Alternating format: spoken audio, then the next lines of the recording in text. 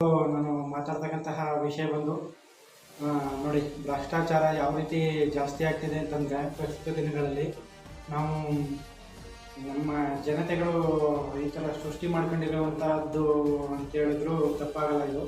ಯಾಕಂತಂದರೆ ನಾವು ಸಾಮಾನ್ಯವಾಗಿ ಒಂದು ನಾಡು ಕಚೇರಿಗೆ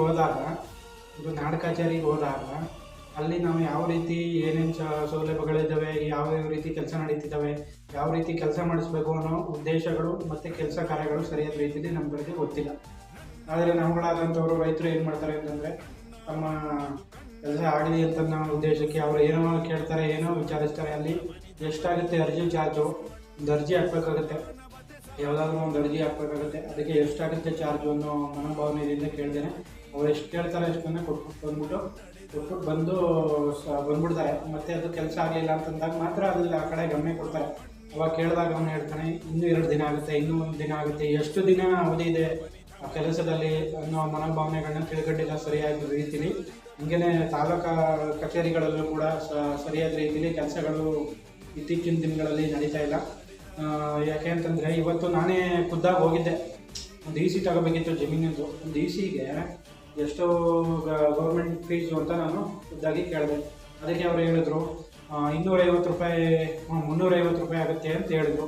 ಅದಕ್ಕೆ ಯಾರಾದ್ರೂ ಬೇರೆ ಅದನ್ನು ಸರಿಯಾದ ರೀತಿಯಲ್ಲಿ ನೋಡಿಕೊಂಡು ಮತ್ತೆ ಇನ್ನೊಂದ್ಸಲಿ ಹೋದಾಗ ಬೇರೆ ಗೊತ್ತಿಲ್ಲದೆ ಇರುವಂತಹ ಅನಾಗರಿಕರಂತಹ ವ್ಯಕ್ತಿ, ಅನ್ಎಜುಕೇಟೆಡು, ಪಾಪ ಅವಿದ್ಯಾವಂತ ವ್ಯಕ್ತಿಗಳ ಹತ್ರ ಯಾವ ರೀತಿ ಬಿಹೇವ್ ಮಾಡ್ತಾರೆ ಅಂತಂದರೆ, ಸರ್ಕಾರಿ ಅಧಿಕಾರಿಗಳು 1200 ರೂಪಾಯಿನೂ ತಗೊಂಡಿದ್ದಾರೆ EC ಇದಕ್ಕೆ ಅಂತಂದರೆ, ಅದು ಒಂದು ವಾರ ಆಗುತ್ತೆ ಅಂತ ಹೇಳಿದ್ರು.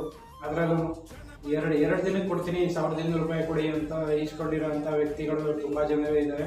ಅದರಿಂದ ಸರ್ಕಾರಿ ಕಚೇರಿಗಳಲ್ಲಿ ನಾವುಗಳು ಸರಿ ಇಲ್ಲ. ಮೊದಲು ನಾವು ಸರಿಯಾದ ರೀತಿಯಲ್ಲಿ ನಮ್ಮ ಸಾರ್ವಜನಿಕರೇ ಆಗಿರ್ಬೋದು, ನಮ್ಮ ರೈತರೇ ಆಗಿರ್ಬೋದು, ಪ್ರತಿಯೊಬ್ಬ ವ್ಯಕ್ತಿಯು ಪ್ರಶ್ನೆ ಮಾಡುವ ಅಧಿಕಾರವನ್ನು ಹೊಂದಿರ್ತಾನೆ. ಆದ್ದರಿಂದ ನಾವು ಪ್ರಶ್ನೆ ಮಾಡುವಂತಹ ವ್ಯಕ್ತಿತ್ವವನ್ನು ರೂಢಿಸ್ಕೊಳ್ಬೇಕು. ಅವರೇನೋ ಹೇಳ್ತಾರೆ, ಅವರೇನೋ ಕೇಳ್ತಾರೆ ಅಂತ ಅಂದ್ಬಿಟ್ಟು ನಾವು ಅವ್ರಿಗೆ ಹಣದ ಮೂಲಕ ಕೊಟ್ಬಿಟ್ಟು ಬಂದ್ಬಿಡ್ತೀವಿ. ಆದರೆ ಸಮಸ್ಯೆಗಳು ಯಾವ ರೀತಿ ಆಗುತ್ತೆ ಅಂತಂದರೆ, ಇವತ್ತು ನಮಗೆ ಬಂದಿರ್ಬೋದು, ನಾಳೆ ನಮ್ಮ ಮಕ್ಕಳಿಗೆ ಬರುತ್ತೆ ಅನ್ನೋ ಮನೋಭಾವನೆಗಳು ನಮ್ಮಲ್ಲಿ ಸರಿಯಾದ ರೀತಿಯಲ್ಲಿ ತಿಳ್ಕೊಳ್ತಾ ಇಲ್ಲ. ಆದ್ದರಿಂದ ನಾವುಗಳು ಯಾವ ರೀತಿ ಎಚ್ಚೆತ್ಕೋಬೇಕು ಅಂತಂದರೆ, ಪ್ರತಿಯೊಬ್ಬರಿಗೂ ಪ್ರಶ್ನಿಸುವ ಹಕ್ಕಿದೆ. ಅದರಿಂದ ನೀವುಗಳು ಹೋಗಿ ಖುದ್ದಾಗಿ ಕೇಳಿ, ಇದಕ್ಕೆ ಎಷ್ಟು ದಿನ ಅವಧಿ ಇದೆ, ಇದಕ್ಕೆ ಎಷ್ಟು ದಿನ ಟೈಮ್ ಇದೆ, ಯಾವ ದಿನ ಕೊಡ್ತೀರಾ, ಮತ್ತು ಇದಕ್ಕೆ ಸರಿಯಾದ ರೀತಿ ಹಣ ಏನು ರಸೀದಿ ಕೊಡಿ, ಅದಕ್ಕೆ ಸರಿಯಾದ ಪೂರ್ವಕವಾಗಿ ರಸೀದಿಗಳನ್ನ ನೀವು ತಲುಪಿಸ್ಬೇಕು ನಮಗೆ ಅಂತ ನೀವು ಕೇಳುವಂತಹ ಅಧಿಕಾರ ಇದೆ. ಆದ್ದರಿಂದ ನಾವುಗಳು ಸರಿಯಾದ ರೀತಿಯಲ್ಲಿ ನಮ್ಮ ಜನಸಾಮಾನ್ಯರು ಯಾವುದೇ ರೀತಿಯಲ್ಲಿ ಅರ್ಥ ಮಾಡ್ಕೊಳ್ಳೋದಾಗದೆ ಬೇಗನೆ ಕೆಲಸ ಆಗಬಳ್ಳಿ ನಮ್ಮ ಕೆಲಸಗಳು ಬೇಗ ಮುಂದುವರಿಲಿ ಅನ್ನೋ ಉದ್ದೇಶಕ್ಕೆ ಅವ್ರು ಕೇಳಿದಷ್ಟು ದುಡ್ಡು ಕೊಟ್ಕೊಂಡು ಈ ಸರಿಯಾದ ರೀತಿಯಲ್ಲಿ ನಮ್ಮ ಪ್ರಸ್ತುತ ದಿನಗಳಲ್ಲಿ ಭ್ರಷ್ಟಾಚಾರ ಅನ್ನೋದು ತುಂಬ ಉನ್ನತ ಮಟ್ಟದಲ್ಲಿದೆ. ಪ್ರತಿಯೊಬ್ಬ ಅಧಿಕಾರಿನೂ ಪ್ರಶ್ನೆ ಮಾಡುವಂತಹ ಹಂತಕ್ಕೆ ನಾವು ಹೋಗಿಲ್ಲ. ಯಾಕಂತಂದರೆ, ಈ ಸರ್ಕಾರಿ ಯಾವುದೇ ಕಚೇರಿಗಳಾಗಿರ್ಬೋದು, ಯಾವುದೇ ಇದಾಗಿರ್ಬೋದು, ಅಲ್ಲಿ ಹೋಗಿ ನಾವು ಪ್ರಶ್ನೆ ಮಾಡುವ ಹಕ್ಕನ್ನು ಬಳಸ್ಕೊತಾ ಇಲ್ಲ ಸರಿಯಾದ ರೀತಿಯಲ್ಲಿ. ಕೇಳುವಂತಹ ಮನೋಭಾವನೆ ಇಲ್ಲ. ಎಲ್ಲಿ ಏನನ್ನು ಕಳ್ತಾರೆ, ಹಂಗಂತಾರೆ ಹಿಂಗಂತಾರೆ, ಅವರು ದೊಡ್ಡ ಅಧಿಕಾರಿಗಳು ಇಲ್ಲ. ಮೊದಲು ರೈತ ರಾಜ ಕಣ್ರಿ, ರೈತ ನಾವು ರಾಜರು.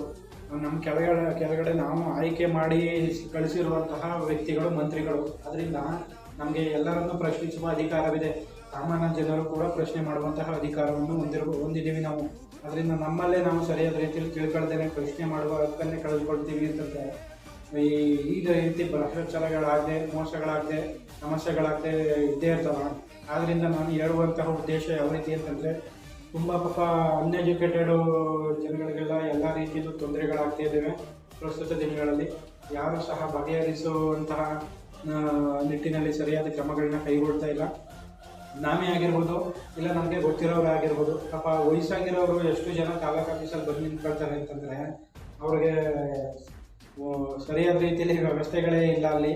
ಆಮೇಲೆ ಇನ್ನೊಂದು ಮಾತಾಡಬೇಕು ಅಂತಂದರೆ, ನಮ್ಮ ಜನಗಳು ಯಾವ ರೀತಿ ಅಂತಂದರೆ ನೋಡಿ, ಅಧಿಕಾರಿಗಳು ಅಂತಂದ್ಬಿಟ್ಟು ಅವರು ಗೌರವ ಕೊಡ್ತಾರೆ, ಬಟ್ ಅವ್ರ ಕಡೆಯಿಂದ ಗೌರವ ಸ್ವೀಕಾರ ಮಾಡುವ ಮನೋಭಾವನೆ ಸರಿಯಾದ ರೀತಿಯಲ್ಲಿ ಯಾರೂ ಬೆಳೆಸ್ಕೊಳ್ತಾ ಇಲ್ಲ. ಅವ್ರು ಕೊಡಲ್ಲ. ಅವರು ಯಾವ ರೀತಿ ಅಂತಂದರೆ, ನಾನು ಗೌರ್ಮೆಂಟ್ ಸರ್ಕಾರಿ ಅಧಿಕಾರಿ ಅನ್ನೋ ಒಂದು ಗತ್ತಿನಿಂದ ನಮ್ಮನ್ನು ಸರಿಯಾದ ರೀತಿಯಲ್ಲಿ ಇದು ಮಾಡ್ತಾ ಇಲ್ಲ. ಕೆಲವರಿಗೆ ಮರ್ಯಾದೆಗಳನ್ನ ಕೊಡ್ತಾ ಇಲ್ಲ ಸರಿಯಾದ ರೀತಿಲಿ. ತುಂಬ ಅನ್ಯಾಯ ಆಗ್ತಾ ಇದೆ ಸಮಾಜದಲ್ಲಿ. ಇತ್ತೀಚಿನ ದಿನಗಳಲ್ಲಂತೂ ಕೇಳಗೆ ಹೋಗೋಗಿಲ್ಲ. ಎಲ್ಲ ಸರ್ಕಾರಿ ಅಧಿಕಾರಿಗಳು ಅಂತ ಗತ್ತು ಗರ್ವದಿಂದ ನಡೀತಾ ಇರ್ತಾರೆ. ಯಾಕಂತಂದರೆ ಸರಿಯಾದ ದಾರಿಯಲ್ಲಿ ಹೋಗ್ತಾ ಇದ್ದೀನಿ ಅನ್ನೋ ಮನೋಭಾವನೆ ಇಲ್ಲದೇ ಕೂಡ ಕೆಟ್ಟ ದಾರಿ ಅದನ್ನು ತಿಳ್ಕೊಂಡಿದ್ರೂ ಕೂಡ ಅವರು ಸರಿಯಾದ ರೀತಿಯಲ್ಲಿ ಸ್ಪಂದಿಸ್ತಾ ಇಲ್ಲ ಸರಿಯಾದ ರೀತಿಯಲ್ಲಿ ಜನಗಳಿಗೆ. ಆದ್ದರಿಂದ ನಾವುಗಳಾದವರು ಸರಿಯಾದ ರೀತಿಯಲ್ಲಿ ಎಚ್ಚರಿಕೆಯಿಂದ ಹೇಳುವಂತಹ ಅಧಿಕಾರವನ್ನು ನಾವು ತಿಳ್ಕೊಳ್ಬೇಕೇ ಹೊರತು ಪ್ರಶ್ನೆ ಮಾಡುವ ಅಧಿಕಾರ ಎಲ್ಲರಿಗೂ ಇದೆ. ಆದ್ದರಿಂದ ನಾವುಗಳಾದಂಥವರು ಸರಿಯಾಗಿದ್ದಾಗ ಮಾತ್ರ ಉತ್ತಮ ಸಮಾಜ ನಿರ್ಮಾಣ ಆಗುತ್ತದೆ. ಆದ್ದರಿಂದ ನಾವು ಉತ್ತಮವಾದ ರೀತಿಯಲ್ಲಿ ಕೆಲಸ ಕಾರ್ಯಗಳನ್ನು ಮಾಡಿಸ್ಬೇಕೇ ಹೊರತು ಅವ್ರು ಕೇಳಿದಷ್ಟು ಹಣಗಳನ್ನು ಕೊಟ್ಬಿಟ್ಟು ನಾವು ಆಸೆ ದುಡ್ಡಿರೋರು ಕೊಡ್ತಾರೆ ಕಣ್ರಿ. ಇವಾಗ ಬರ್ತಾ ತುಂಬ ನಮ್ಮ ಈ ಜನಗಳು ಯಾವ ರೀತಿ ಮೈಂಡ್ಸೆಟ್ ಬೆಳೆದ್ಬಿಟ್ಟಿದೆ ಅಂತಂದರೆ ಅವರು ದುಡ್ಡು ಕೊಡದೇ ಇದ್ದರೆ ಕೆಲಸನೇ ಆಗಲ್ಲ, ಹಂಗೆ ಹಿಂಗೆ. ಅಲ್ಲಿ ಯಾವ ಕೆಲಸ ಮಾಡಬೇಕಾದ್ರೂ ದುಡ್ಡು ಕೊಡಬೇಕು, ಇಲ್ಲಾಂದರೆ ಯಾರೂ ಸರಿಯಾದ ರೀತಿಯಲ್ಲಿ ಕೆಲಸ ಮಾಡೋಕ್ಕಾಗಲ್ಲ.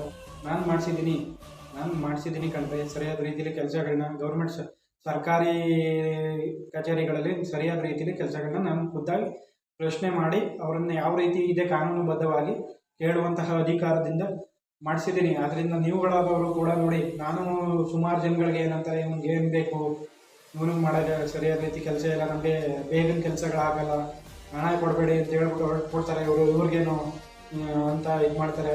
ಪ್ರಶ್ನೆ ಮಾಡುವ ಅಧಿಕಾರ ರೈತರು ಎಲ್ಲರಿಗೂ ಇದೆ. ಅದರಿಂದ ರೈತರು ಪ್ರಶ್ನೆ ಮಾಡುವ ನಿಟ್ಟಿನಲ್ಲಿ ಸರಿಯಾದ ಕ್ರಮಗಳನ್ನ ಕೈಗೊಳ್ತಾರೆ. ನೀವು ಯಾರು ಬೇರೆ ರೀತಿ ನೀವು ಕೇಳಕ್ಕೆ ಹೋಯಿತು ಅಂತಂದರೆ ನಿಮಗೆ ಇವತ್ತಲ್ಲ ನಾಳಿದ್ದು ಅಂತ ದಿನಗಳಾಗಲಿ, ತಿಂಗಳುಗಳಾಗಲಿ, ವರ್ಷಗಳಾಗಲಿ ಬಲಿಸ್ತಾನೆ ಇರ್ತಾರೆ. ಅದರಿಂದ ನಾವುಗಳು ಸರಿಯಾದ ರೀತಿಯಲ್ಲಿ ಎಚ್ಚರಿಕೆ ಬಂದಾಗ ಮಾತ್ರ ನಾವು ಉತ್ತಮ ಸಮಾಜ ನಿರ್ಮಾಣ ಮಾಡೋಕ್ಕೆ ಸಾಧ್ಯ ಆಗುತ್ತದೆ.